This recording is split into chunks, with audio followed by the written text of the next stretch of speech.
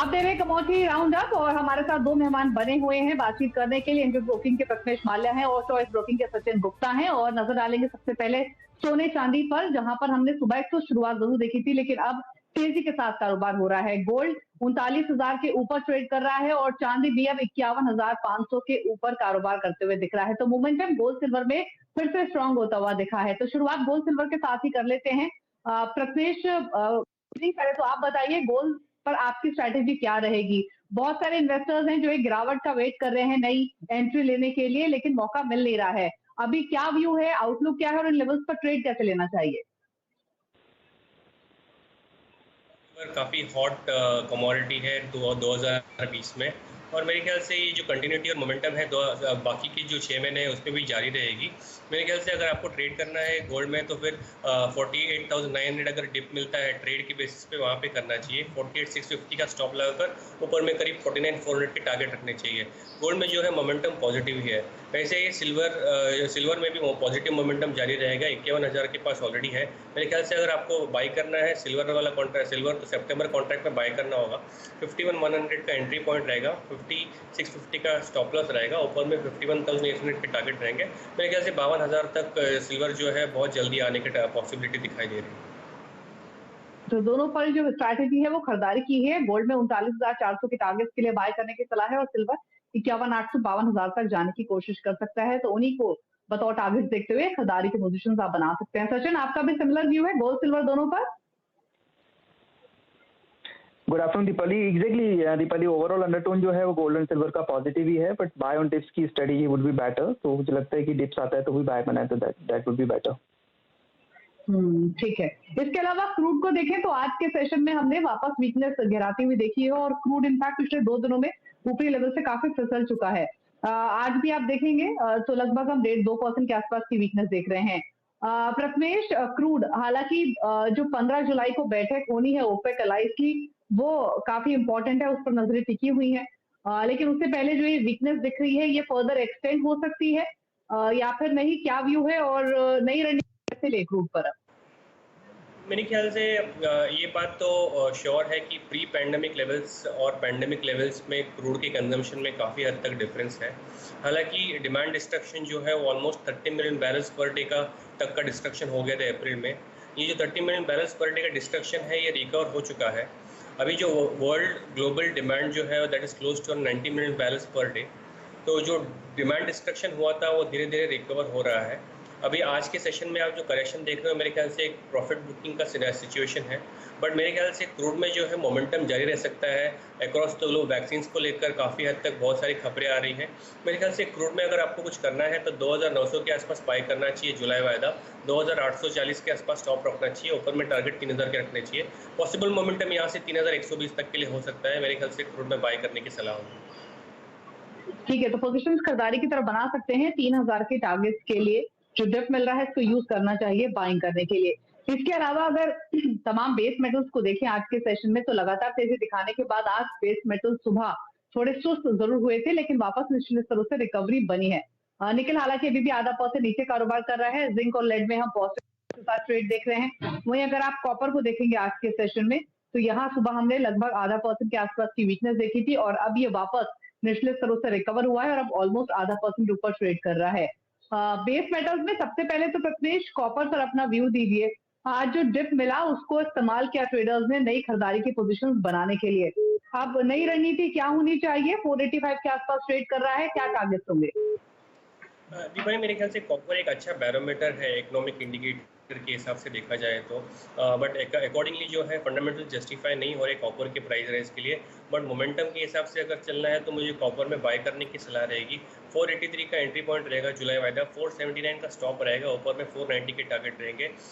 हालांकि मेरे ख्याल से आने वाले सेशंस में वॉलेटिलिटी पॉसिबिलिटी बढ़ सकती है। Increasing number of corona virus cases जो है वो कॉपर के लिए एक बाधा साबित हो सकते हैं आने वाले ट्रेडिंग सेशंस में। और इसके अलावा एल्यूमिनियम या फिर जिंक, यहाँ पर क्या व्यू है? क्योंकि बाइंग इंटरेस्ट तो यहाँ भी हमने काफी अच्छे देखे हैं। इन दोनों पर क्या करना चाहिए? मेरे ख्याल से एल्यूमिनियम और जिंक बिकॉज वीकेंड है यहाँ पे कोई ट्रेड नहीं अपना चाहिए। पॉसिबली नेक्स्ट वीक में फ्रेश सेट ऑफ इंडिकेटर्स देख के ही इन बेस मेटल्स में कुछ पोजीशंस लेनी चाहिए, अदरवाइज इसको अवॉइड करना चाहिए। ठीक है, तो अभी बेस मेटल्स में स्ट्रैटेजी नई सिर्फ बनानी है तो कॉपर में बना सकते हैं, जहां पर खरीदारी करके चल सकते हैं। एल्यूमिनियम जिंक पर कोई ट्रेड लेने की फिलहाल सजेशन नहीं है। इसके अलावा नेचुरल गैस की बात करते हैं, जहां पर लगातार तीसरा सेशन है आज, जब गिरावट हमने हावी होती हुई देखी है। आगे वापस से जो डिमांड कंसर्न्स है वो नेचुरल गैस पर हावी हुए हैं। नेचुरल गैस 2.25% नीचे ट्रेड कर रहा है 132 के आसपास। क्या आउटलुक है प्रथमेश नेचुरल गैस पर? ये वीकनेस अगर फर्दर एक्सटेंड हुई तो कितना ड्रैग कर सकती है नेचुरल गैस को नीचे? I think Deepali natural gas जो है क्लियरली ट्रेडर्स बेट है, तो इसमें अगर वीकनेस आती है तो वीकनेस काफ़ी हद तक लंबी खींची जाती है। पॉसिबली जो आपको नेक्स्ट टारगेट रहेगा 125 की तरफ। नेचुरल गैस में वीकनेस जो है आने वाले ट्रेडिंग सेशन में जारी रह सकता है। बाय पोजीशन में खड़े ना रहे, फर्स्ट सेकंड जो है कैरी फॉरवर्ड पोजीशंस न करें। इसमें वॉलेटिलिटी आने वाले ट्रेडिंग सेशंस में पॉसिबिलिटी ज़्यादा बढ़ सकती है। तो वॉलेटिलिटी बढ़ सकती है, सतर्क होकर ट्रेड लें अगर आपने लिया हुआ है तो अवॉइड करें नेचुरल गैस को। आज भी आप देखिए लगातार तीसरा सेशन जो 2.25% के आसपास की वीकनेस आज देखी जा रही है। एक ब्रेक के लिए यहाँ पर रुक रहे हैं, ब्रेक के उस पार फोकस करेंगे एग्री कमोडिटीज पर, स्पेशली मसालों पर, जहां पर वीकनेस आज के सेशन में हमने हावी होते हुए देखी है। चर्चा करेंगे एक ब्रेक के बाद।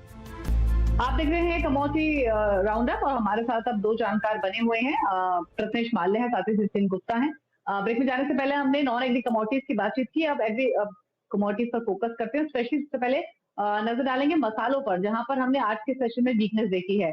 अगर आप देखेंगे धनिया, जीरा, हल्दी तीनों में ही वीकनेस आज के सेशन में देखने को मिल रही है और कंसर्न फिर से ज्यादा प्रोडक्शन के हुए हैं, ज्यादा उत्पादन की वजह से स्पेशली हमने धनिया में एक दबाव बनते हुए देखा है।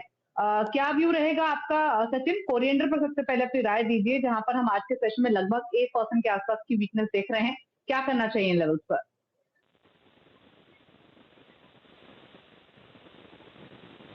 जी दीपाली जी, देखिए आज के ट्रेडिंग सेशन में ओवरऑल वीकनेस तो जरूर आया है, बट अंडरटोन जो है वो भी पॉजिटिव लग रहा है। मुझे लग रहा है एक बार थोड़ा सा और डिप इस काउंटर के अंदर देखने को मिल सकता है।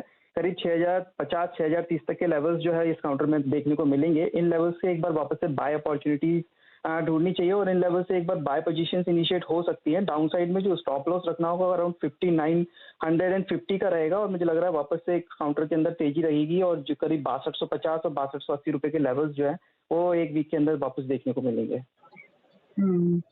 तो ऑन डेप्थ खरीदारी की सलाह है आपकी। तो सिमिलर व्यू आपका टर्मरिक और जीरे में भी रहेगा, क्योंकि टर्मरिक भी आप देखिए 1.1% नीचे कारोबार कर रहा है, जीरा भी 0.1% नीचे है।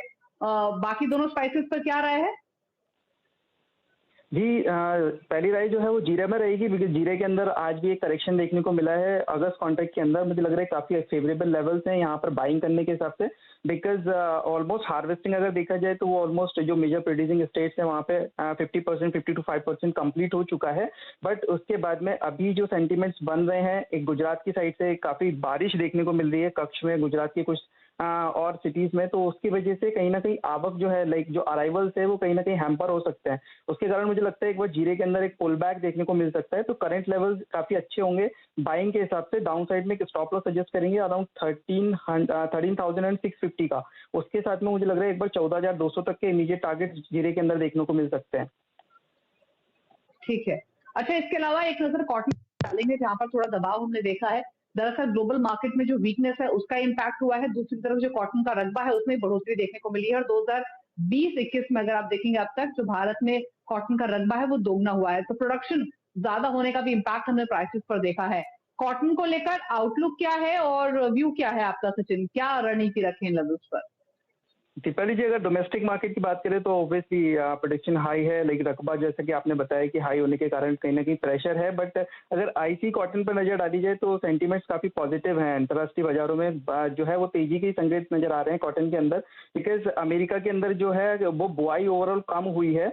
प्रमुख उत्पादन क्षेत्र जो मेन इसका जो उत्पादक क्षेत्र है, जो स्टेट है टेक्सास, वहां पर भी जो है मौसम के में काफी ज्यादा नरमी देखी गई है, जिसके कारण जो है वो आईसीएक्स कॉटन काफी फेवरेबल ट्रेड हो रहा है। तो मुझे लग रहा है कि डोमेस्टिक मार्केट में भी एक बार इंटरनेशनल के कंपेयर में अगर डोमेस्टिक मार्केट में भी एक बार पॉजिटिव मोमेंटम ही कैच होता हुआ मिलेगा और बाइंग के जो लेवल्स रहेंगे थोड़ा सा 16,000 और 15,900 के आसपास में रहेंगे कॉटन में। इमीडिएट जो स्टॉप लॉस रहेगा वो 15,650 का रहेगा और अपसाइड में मुझे लग रहा है एक बार 16,300 16,500 के लेवल्स कॉटन के अंदर देखने को मिलेंगे। ठीक है, तो ये व्यू कॉटन पे हुआ। इसके अलावा क्विकली एक बार देखेंगे सरसों को, जहां पर मजबूती हमने सेशन में आते हुए देखी है। तो मस्टर्ड सीड पर एक आउटलुक ले लेते हैं कि क्या ये स्ट्रेंथ एक्सटेंड होगी। बताइए मस्टर्ड सीड पर आपका क्या व्यू होगा? थोड़ा पॉजिटिव बात के साथ ट्रेड हो रहा है आज के सेशन में, इसमें क्या करें यहाँ?